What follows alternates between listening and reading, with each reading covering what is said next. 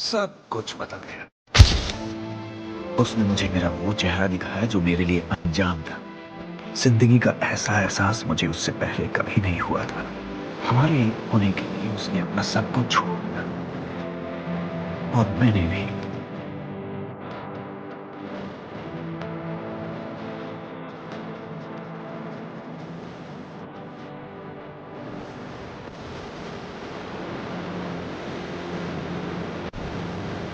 इतने सालों बाद ही सही मुझे आखिर में जिंदगी की सारी खुशी मिली। और जब वो गुजर गई उसके बाद मैं सालों तक भटक रहा। मुझे उसे बचाना ही होगा। वो मुझे पुकार रही है। कभी भी ये सच होता है।